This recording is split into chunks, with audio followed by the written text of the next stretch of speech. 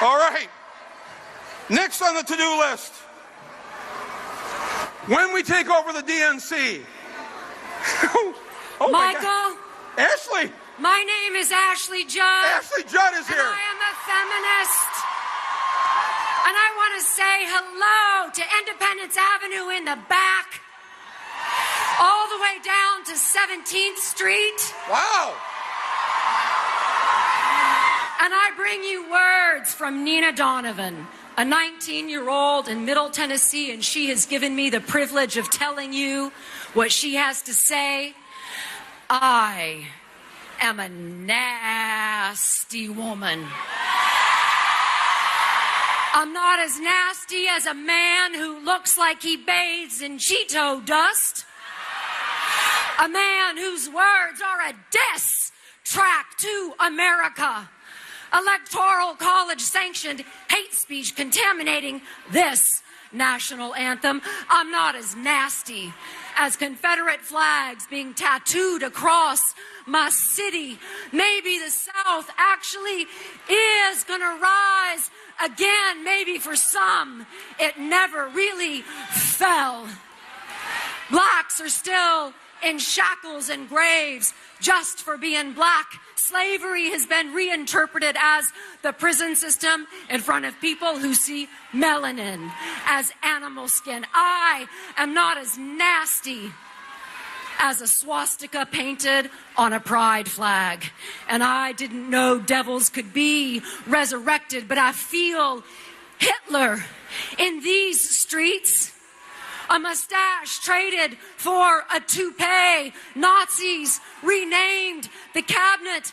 Electroconversion therapy, the new gas chamber, shaming the gay out of America, turning rainbows into suicide notes. I am not as nasty as racism, fraud, conflict of interest, homophobia, sexual assault, transphobia, white supremacy, misogyny, ignorance, white privilege.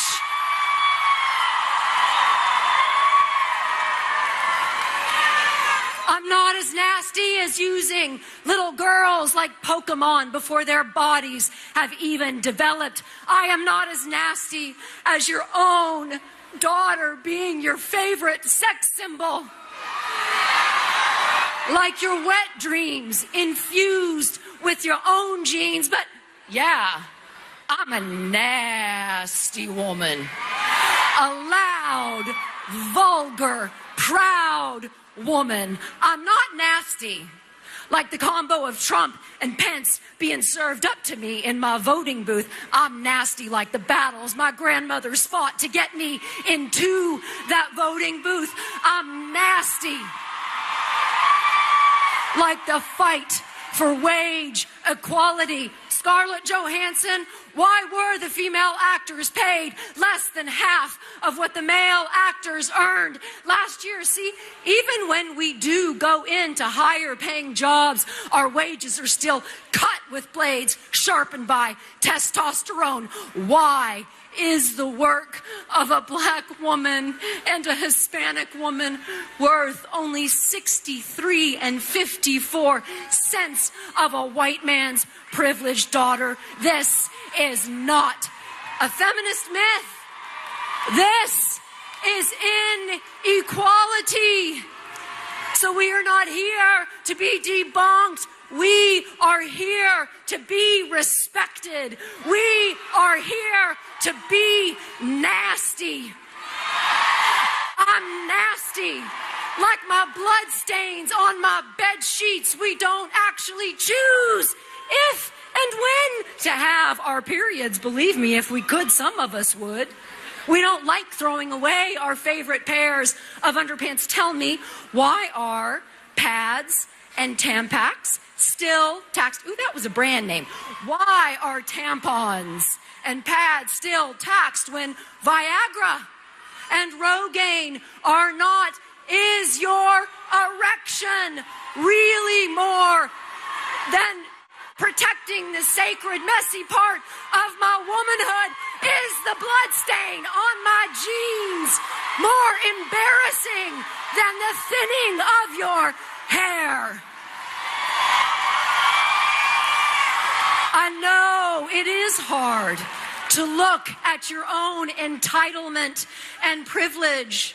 You may be afraid of the truth. I am unafraid to be honest. It may sound petty, bringing up a few extra cents. It adds up to the pile of change I have yet to see in my country. I can't see. My eyes are too busy praying to my feet, hoping you don't mistake eye contact for wanting physical contact. Half my life I have been zipping up my smile, hoping you don't think I want to unzip your jeans. I am unafraid to be nasty because I am nasty, like Susan, Elizabeth, Eleanor, Amelia, Rosa, Gloria, Condoleezza, Sonia, Malala, Michelle, Hillary.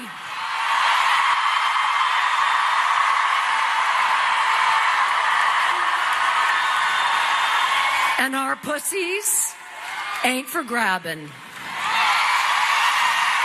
Therefore, reminding you that our walls are stronger than America's ever will be. Our pussies are for our pleasure. They are for birthing new generations of filthy, vulgar, nasty, proud, Christian, Muslim, Buddhist, Sikh, you name it, for new generations of nasty women. So if you, a nasty woman, or you love one who is, let me hear you say, hell yeah. Hell yeah. Hell yeah. I love you. Thank you.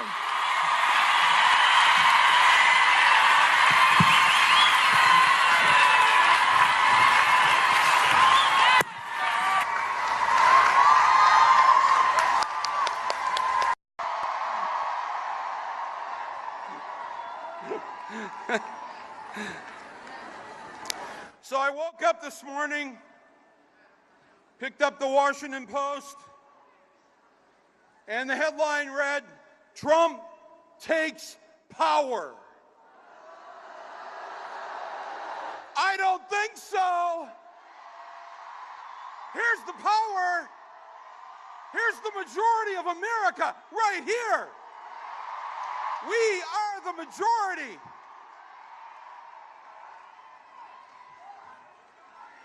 New president vows to end American carnage. Mr. Trump, we are here to vow to end the Trump carnage.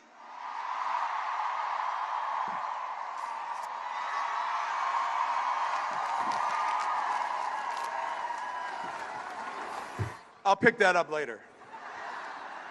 Recycle. A reporter asked me on the way up the stairs here, what do you hope to accomplish with this demonstration? I said, well, I would say, if you just look that way, we've already accomplished it. The majority of Americans did not want Donald J. Trump in the White House. And we are here today as their representatives. Okay, I don't want to give the standard demonstration speech. You got a lot of great speakers here today. Oh my God, I got to listen to Gloria Steinem. How cool was that? I would like to give you a to-do list of what we all can do starting immediately. Real things that we can do. Are you with me on this? I'm going to go through them very quickly. Take notes if you want, but I'll post them on my Facebook and Twitter, and you can follow it there. But we have to get busy, folks. We've got our work cut out for us. Number one, this is what I want you to do. I want you to make this part of your new daily routine. I want you to call Congress every single day. Every day. Each of you have one representative in the House and 2 senators. They have a phone number. I'm going to give you that number right now. Are you ready? It's easy to remember. 202-225-3121. Can you repeat that with me? Ready? 202-225-3121. Now you do it. Go.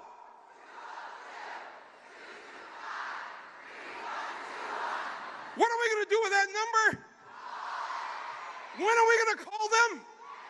Every day. That's right. Every day. It's so easy, my friends. If you're watching this at home, there's a human being that answers the phone. They pick it up. Even if you don't know who your member of Congress is, just give them your zip code. They'll connect you to the office. It's that easy. It'll take 2 minutes. Each day, I and others are going to be posting things for you to call Congress to do. On Monday, call them and tell your senators, and you can get them at the same number, we do not accept Betsy DeVos as our Secretary of Education. Get some water.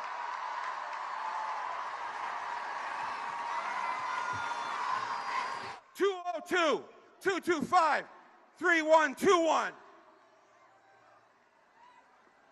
I will post, this is my commitment to you. Every day, I will post something on Facebook or Twitter. Other groups are doing the same thing. Actiongroups.net, go to them. 100daysofresistance.org, go to them. Indivisible, go to them. Lots of groups are doing this. Follow them and call your member of Congress, call the 2 senators, and you know what? That's only 3, there's 5 days. On the 2 other days, call your state representative and your state senator on the other day. I'm telling you, these calls work. When they tried to get rid of the government, the Congressional Office of Ethics 2 weeks ago, we got online and the switchboard was jammed and overloaded. We shut it down with phone calls. 2 hours later, they pulled back from closing the Office of Government and Congressional Ethics. That's how powerful you are. Make it part of your daily routine. What are you going to do? Wake up, number 1. Number 2, brush your teeth. Number 3, make the coffee. Number 4, walk the dog. If you have a cat, just stare at it. Number 5, what are you going to do? Call Congress. Make it part of your day. Don't even think about it. Part of your day. Every one of us are doing it every day.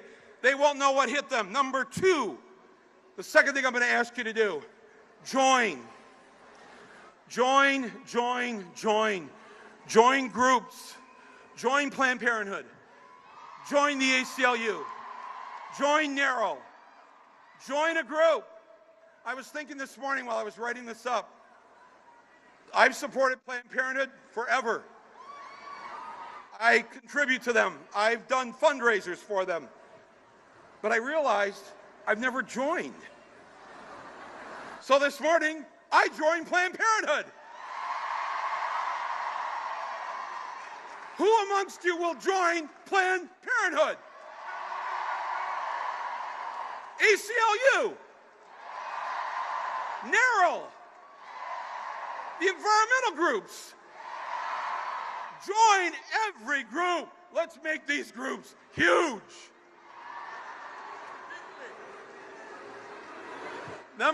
Huge. Bernie, huge. Number three, you need to form your own personal rapid response team. All it takes is 5 to 10 family members and friends. the people that you're going to call or text or send an email to on any given day where we have to move fast. Everybody here, who will form a rapid response team? 5 to 10 people.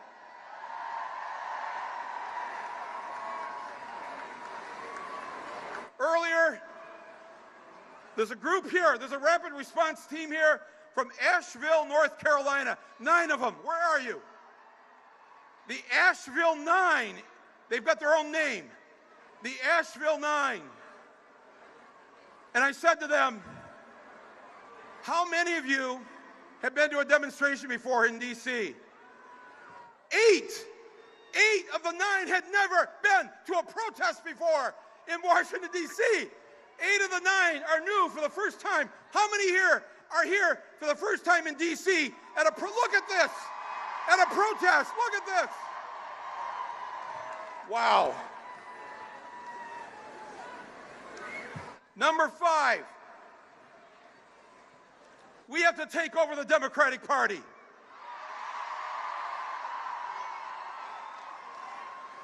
God bless the Democrats who fought with us, who've done so many good things. It's no knock on them.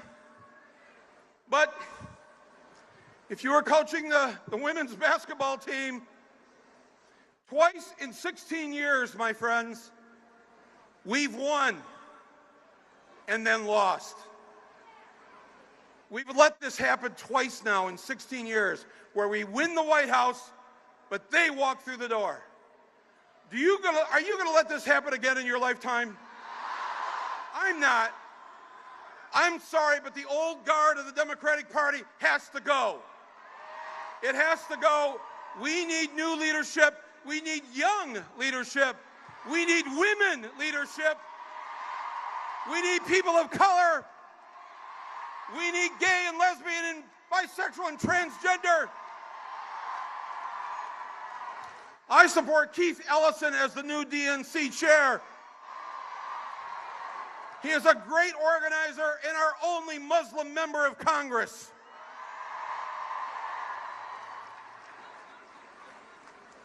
Number 6,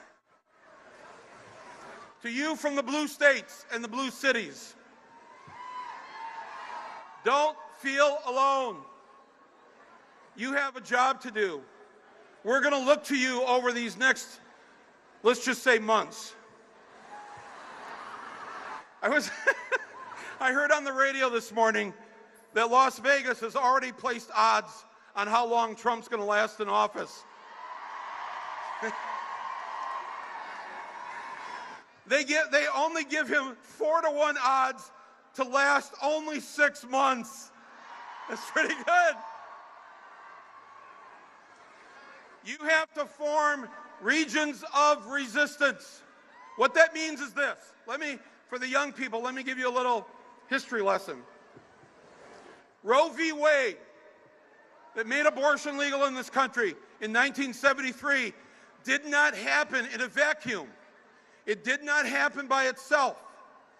It happened because our 2 largest states in 1970, 3 years earlier, made abortion legal, New York and California. Because abortion was legal in those 2 large states for 3 years, they helped to create the new normal. The new normal being a woman has a right to control her internal organs and what goes on in there. It's not the job of the government. So, New York, you have a job to do right now. California, Minnesota, Massachusetts, actually all of New England, the entire West Coast, you're a region of resistance. Virginia, you're a region of resistance. In Virginia, this is how we take back the South. We start in Virginia. Form your region of resistance, and what you have to do in these states, you have to create laws that show the rest of the country what it looks like to have health care for all, what it looks like to not have mass incarceration, what it looks like to pass laws that prohibit discrimination in employment for gays and lesbians and others. Show the rest of America how it works. If you're a city in a red state, if you live in Detroit, God, that's painful to say that Michigan is a red state. But you live in a blue city in Michigan, you live in Traverse City, Michigan, a little town. Bernie got 70% of the vote in that little town. Form your region of resistance there. Say to the people in power, you are not going to come to my city and take my Mexican brothers and sisters away. I will stand in front of you, nonviolently and peacefully. The other night, I asked 30,000 people in New York City, who will join me to block the George Washington Bridge, the Holland Tunnel, and the Lincoln Tunnel if the federal government comes to take our Mexican brothers and sisters away? 30,000 people say, I will do it. You have to be willing to put yourself on the line.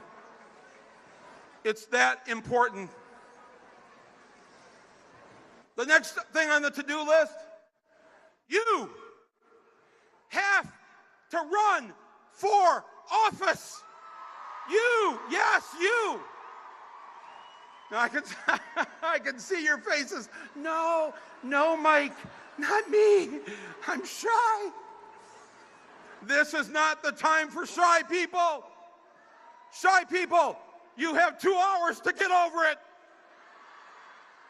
If you knew me, seriously, if you knew me personally, you have no idea how shy and what an introvert I am. I know it doesn't make any sense me saying that, but if you knew me, anybody know me back there? How true is this? When I was 18 years old, I was a senior in high school, and I couldn't stand the principal or the assistant principal in their backward ways.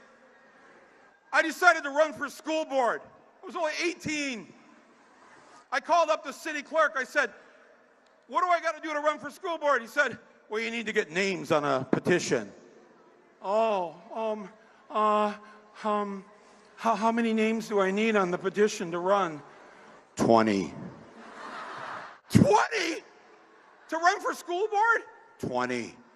I'm like, I know 20 stoners who will sign anything. I got the 20 signatures. I ran. I won. I became the first 18-year-old in the state of Michigan to win public office. I did this. I'm shy. I only went on 2 dates in high school.